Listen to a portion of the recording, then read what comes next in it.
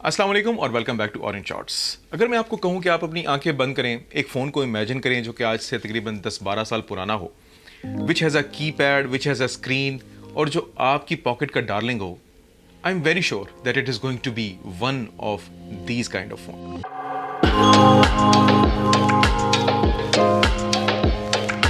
These phones were all made by Nokia. Nokia was a giant of its time. And I'm sure कि बहुत सारे लोग जो कि आज की इस वीडियो को देख रहे हैं, अगर उनसे ये सवाल पूछा जाए कि उनका पहला फ़ोन क्या था, all the people who are in 30s or late 30s or even in the earlier 40s, I think their answer is going to be Nokia.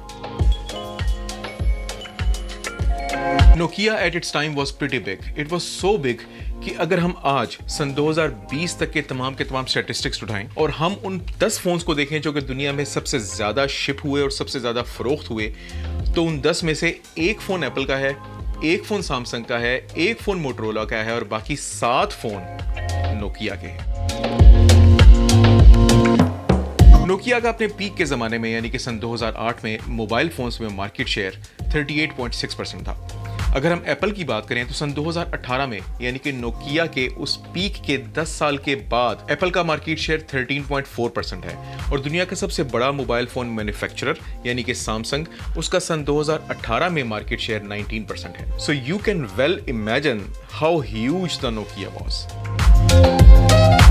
Then what really happened to Nokia? आज हमें वो कहीं पे क्यों नजर नहीं आ रहे?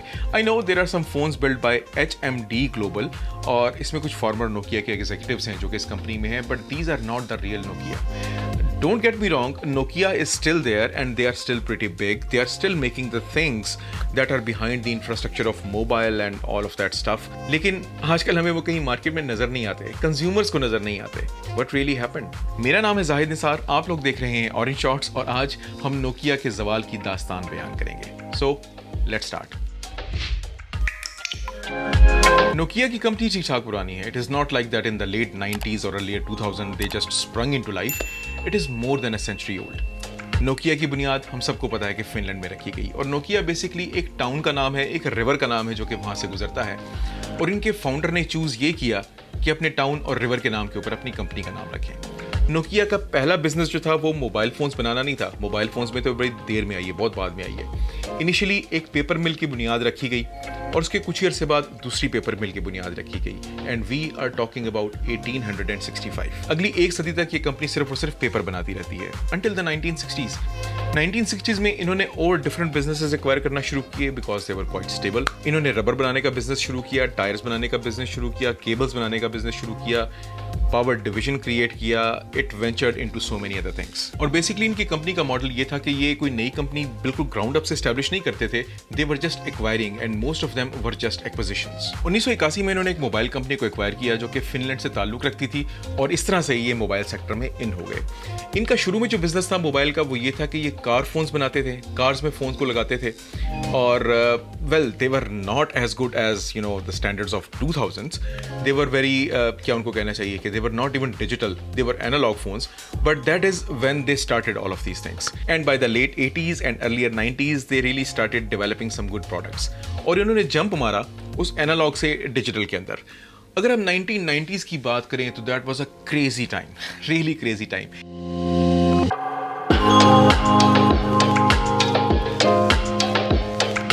If I remember that time correctly तो मेरे ख्याल में मैं उस जनरेशन से ताल्लुक़ रखता हूँ जिसने ऑडियो कैसेट्स भी देखी हैं, जिसने सीडीज़ भी देखी हैं, जिन्होंने फिर सीडीज़ को मरते हुए भी देखा है, फिर डीवीडीज़ भी देखी हैं और फिर डीवीडीज़ का ज़वाल भी देखा है।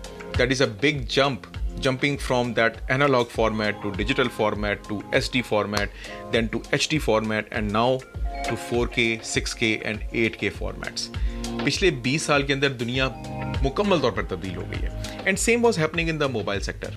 अगर हम मोबाइल फ़ोन्स के सेक्टर की बात करें तो initially they started as the analogue phones जो कि कार्स में लगे होते थे। You could use them in cars, they were very rare. US में थे, कहीं कहीं पे यूरोप के कुछ कंट्रीज में थे, rest of the world was not really aware of it. लेकिन 1980 की दिहाई के आखिर तक पहुंचते पहुंचते they became very common. Standards बदलते रहे, एम्स का सिस्टम आया। एम्स के सिस्टम के ऊपर पाकिस्तान ने पाक्टल लॉन्च किया जिसका मैं आपको लिंक दोबारा यहाँ पे शेयर कर देता हूँ अगर आपने वो वीडियो नहीं देखी, देखिएगा, काफ़ी इंटरेस्टिंग वीडियो है। And then of course GSM was developed पर उस वक्त मेरे ख्याल में GSM ज़्यादा यूज़ नहीं किया जाता था, but everybody knew that the future is GSM and Nokia also knew that the future was GSM। और 1990s के शुरू में Nokia started really making some fun GSM phones.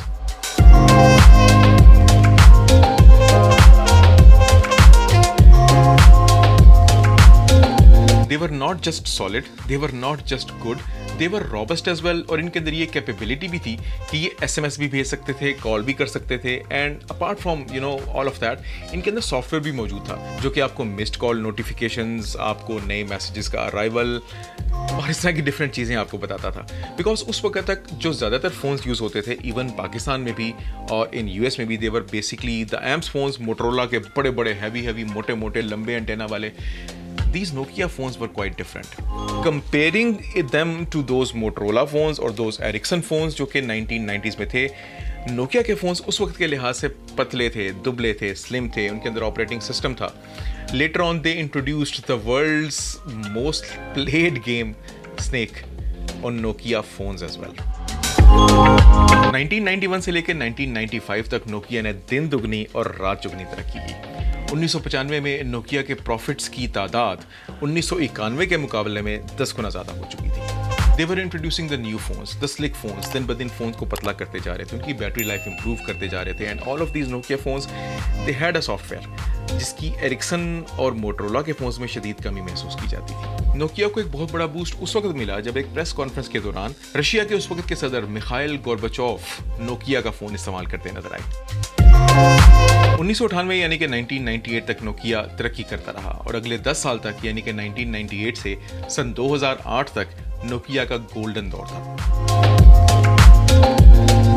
Nokia रंग बिरंगे खूबसूरत फोन्स बना रहा था, feature phones which are also called as dumb phones by today's standard, because on those phones you could send a text message, you could make a call, you could receive a call, and that was pretty much it. But they really kept on advancing और दुनिया का सबसे ज़्यादा आज की तारीख तक फरोख्त होने वाला फ़ोन उसका ताल्लुक नोकिया से है। नोकिया का 3310 यानी कि 3310, नोकिया का 3410 यानी कि 3410, नोकिया का 1110। There are so many phones who have really created a history if we talk about Nokia। और मैं आपको ऑलरेडी एक बात बता चुका हूँ कि अगर आप आज तक के दौर के 10 बेस्ट सेलिंग फोन्स को देखें तो 10 में से 3 फोन छोड़ के बाकी 7 फोन सारे के सारे नोकिया से ताल्लुक रखते हैं।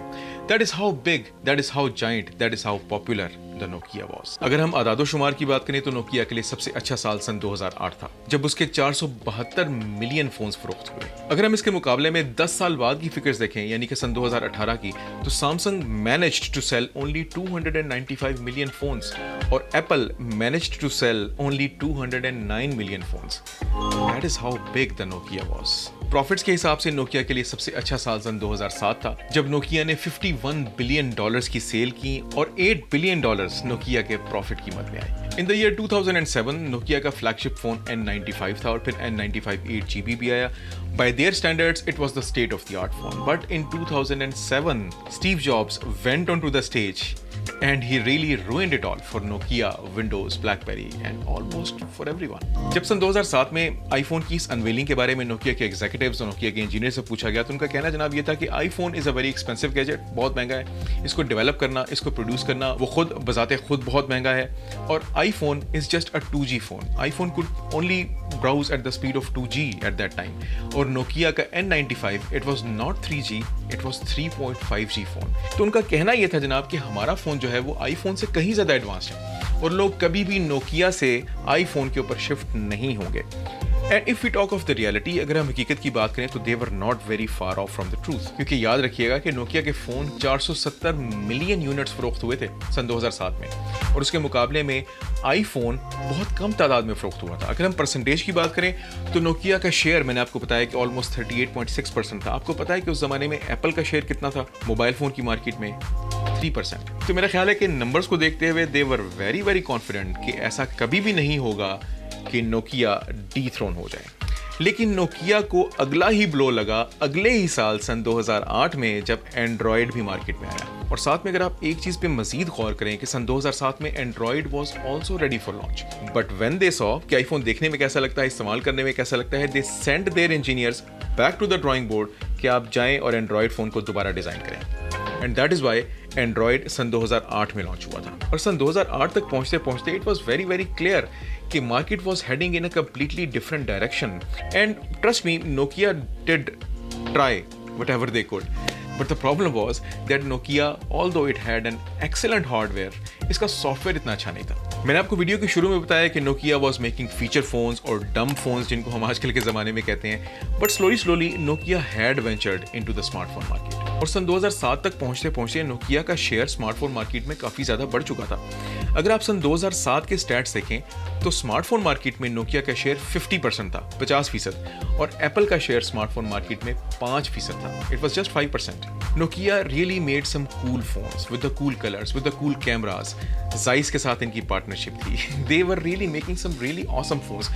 The first camera phone, by the way, was also made by Nokia. और फर्स्ट कैमरा फोन जो नोकिया का था, that was also featured in one of the Hollywood movies, Minority Report, Tom cruise वाली, अगर आपने देखी हो तो। लेकिन सन 2007 में जब आईफोन लॉन्च हुआ तो एक चीज तो पहले से यहाँ थी कि Nokia was already making smartphones, but they were not as smart as the Windows phones or the Palm phones or the BlackBerry phones. That was decided at that time. लेकिन ये इस किस्म के स्मार्टफोन्स बना रहा था जिनको कि कंज्यूमर स्मार्टफोन्स कहा जाता है, कि मतलब everybody really loved to use them. लेकिन जब सन 2007 में एप्पल ने अपना आईफोन लॉन्च किया तो it was very very clear कि smartphones can be really really really really smarter, and Nokia's phones were not that much smarter. They had some awesome hardware, they had some awesome camera, इनकी screens उस जमाने के लिहाज से काफ़ी अच्छी थी, इनके बटन्स भी अच्छे थे. They had some really rugged phones, मतलब सालों साल गिरते थे, कुछ नहीं होता था. बट इनका जो सॉफ्टवेयर था, ऑपरेटिंग सिस्टम था, that was limiting their phone's capabilities. Operating system of choice for Nokia was always Symbian. Symbian एक बेसिकली वैसे तो अलग कंपनी थी जो कि ऑपरेटिंग सिस्टम बनाती थी, लेकिन Symbian की बुनियाद जो डाली थी वो Nokia, Ericsson, Sony इन सब ने मिलकर डाली थी, and they wanted them to develop a system के जो कि उनके स्मार्टफोन्स को चला सके. Symbian फोन्स में Nokia का 6600 जिसको हम अंडा फोन भी कहते हैं, that was a huge hit, a smash hit. और उसके बाद N95, N91 and there were so many hits. लेकिन एक बात थी कि जब आप आईफोन को यूज़ करें और नोकिया के फोन्स को यूज़ करें side by side, you could clearly feel कि iPhone was much more responsive than the Nokia phone. और सन 2008 में जब एंड्रॉयड लॉन्च हुआ तो एवरीबॉडी कुड मेक आउट कि Android is not as good as iPhone, but it is much responsive and much better than the Nokia phones. अगर हम Apple के आईफोन्स की बात एक बार फिर करें तो सन 2007 में एप्पल के आईफोन्स की फरोख्त इतनी अच्छी नहीं हुई, but they sailed much better the next year and the next year and the next year and the next year. They were climbing the stairs up. अगर हम नोकिया की बात करें तो नोकिया ने जब सन 2007 में ये देखा कि उनका फ़ोन 3G है, it is much more capable than the iPhone जो कि 2G के ऊपर रन कर रहा है, एंड उन्होंने जब ये देखा कि हमारा जो हार्डवेयर है that is much advanced from Apple, and by the way it is not a false statement, N95 का हार्डवेयर आईफोन के हार्डवेयर से काफ़ी ज़्यादा बेहतर था और काफ़ी ज़्यादा अच्छा था, apart from a couple of things. तो उन्होंने सोचा कि यार हमारा फ़ोन जो है उसका शेयर मार्केट के अंदर, स्मार्टफोन की मार्केट के अंदर 50% है, एप्पल का शेयर 5% है, they can not compete with us. But they were wrong, and by the launch of Android, Nokia की सेल्स में मजीद कमी होना शुरू होगी, and everyone was telling Nokia कि you guys have excellent phones, we want to use your phones, but your software, that is the Symbian software, it is like कि ये आपके फोन्स का गला घोंट रहा है. The experience is not good. चलते जनाब सन 2009 के अंदर ही नोकिया ने नेगेटिव ग्रोथ शुरू कर दी, और सन 2011 तक पहुंचते वो कंपनी, याद रखिएगा, जिसका प्रॉफिट सन 2007 में $8 बिलियन था, सन 2011 में उस कंपनी का घाटा $1 बिलियन था. That is how quickly the market had changed. सन 2011 में ही नोकिया के CEO स्टीवन इलॉप ने एक इंटरनल मेमो इशू किया. उस मेमो की कुछ लाइंस यकीनन पढ़ने से ताल्लुक रखती हैं और मैं आपके सामने वो नरेट करना चाहूंगा. The first iPhone shipped in 2007 and we still don't have a product that is close to their experience. Android came on the scene just over 2 years ago, and this week they overtook our leadership position in smartphone volumes. Unbelievable. Apple demonstrated that if designed well, consumers would buy a highly priced phone with a great experience and developers would build applications. They changed the game, and today Apple owns the high-end range. We fell behind. We missed the big trends and we lost time. At that time, we thought we were making the right decisions. But with the benefit of hindsight, we now find ourselves years behind. And I completely agree with that statement. इस internal memo के कुछ year से बाद Nokia ने अपने दोनों के दोनों operating system, by the way मैं आपको एक और चीज़ बता दूं कि Nokia experimented with MeeGo as well, and MeeGo was really a step forward, but Nokia was a giant corporation और इसमें too many there were stakeholders and they took really important decisions really slow. They wasted the much important time जिसमें ये अपनी Nokia की company को float रख सकते थे. They really wasted that time. तो बहरहाल इन्होंने किया क्या कि सन 2011 में they let go both of their systems, that was MeeGo and Symbian, और उन्होंने कहा कि जी आइंदा हम अपने फोन्स के ऊपर सिर्फ और सिर्फ विंडोज इस्तेमाल करेंगे. इनके इस फैसले के बाद बड़े बड़े कलरफुल फोन्स मार्केट में आए. नोकिया की Lumia series I, that was really so good. उनके प्योर व्यू कैमराज आए, और मैंने इसके अक्सर हिस्से को कवर किया है अपनी विंडोज़ वाली वीडियो में, विंडोज़ मोबाइल वाली वीडियो में. अगर आपने नहीं देखी हो तो मैं उसको भी यहाँ पे लिंक कर दूंगा, आप उस वीडियो को जाके भी ज़रूर देखिएगा कि Windows mobile how did it completely fail as well. Long story short, लग ऐसा रहा था कि नोकिया और माइक्रोसॉफ्ट की जो पार्टनरशिप हुई है ये दोनों में से किसी के लिए भी फ़ायदेमंद नहीं है. माइक्रोसॉफ्ट मोबाइल के लिए एप्लीकेशंस मार्केट में थी नहीं, लोग उसके लिए एप्लीकेशंस बना नहीं रहे थे. नोकिया के phones they were unable to take off although they tried quite a lot. इसका नतीजा जनाब ये निकला कि नोकिया इस पॉइंट पर आ गया कि सन 2014 में माइक्रोसॉफ्ट ने $7.2 बिलियन के एवज नोकिया को ख़रीद लिया. और नोकिया जिसको हम उस ज़माने में जानते थे like you know the king of the phones and the king of the smartphones, at least consumer smartphones at least. बाकी सेगमेंट तो ब्लैकबेरी और पाम और विंडोज़ के पास था. It really started dying. उसी साल के अक्टूबर में माइक्रोसॉफ्ट ने नोकिया को दफन करना शुरू कर दिया और माइक्रोसॉफ्ट ने अपनी नई सीरीज लॉन्च करना शुरू कर दी जिसका नाम अब नोकिया लूमिया नहीं था बल्कि माइक्रोसॉफ्ट लूमिया था. But somehow this thing did not work for Windows as well. चलते चलते जनाब साल आया सन 2016 जब माइक्रोसॉफ्ट ने भी अपने इस फ़ोन डिवीज़न से हाथ धो डाले और ये डिवीज़न फॉक्सकॉम HMD ग्लोबल को बेच दिया गया. Nokia is now trying to make a come back, and obviously it is not that Nokia as we know it. It is made by HMD Global. इसमें नोकिया के कुछ फॉर्मर एग्जीक्यूटिव्स हैं ज़रूर, लेकिन इसका असली नोकिया से कोई ताल्लुक नहीं है. Despite their best efforts, their share in the mobile phone market right now is 1%. 1%. I have quite a few Nokia phones at my home. At least 2-3 तो मेरे ख्याल में मुझे याद है कि पड़े हुए कहीं ना कहीं. But Nokia as we know, और हमारे जो सेंटिमेंट्स नोकिया के साथ थे, एटलीस्ट मेरी जनरेशन के, we really enjoyed the Nokia phones और हमारी एक अटैचमेंट थी उसके साथ यार. Until now if I see 3310 somewhere तो मुझे वो ज़माना याद आ जाता है, बिकॉज 3310 यानी कि 3310 नोकिया का वो पहला फ़ोन था जो कि मैंने ख़रीदा था in the year 2000. The giant amongst the mobile phones is dead probably forever. तो जनाब ये थी आज की वीडियो और ये थी नोकिया की पूरी कहानी. There are obviously some other reasons to it और लोग ये भी कहते हैं कि स्टीवन ईलॉप ने इस मौके का फ़ायदा उठाया, and trust me, I agree with most of them. मेरा अपना ज़ाती ख्याल यही है.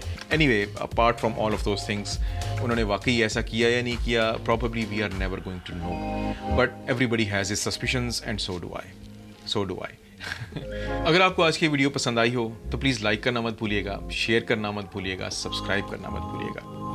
अपना बहुत सारा ख्याल रखिएगा, दुआओं में याद रखिएगा और मुझे कमेंट्स में ज़रूर बताइएगा if you had any affiliation और if you have any affiliation और if you have any memories of Nokia.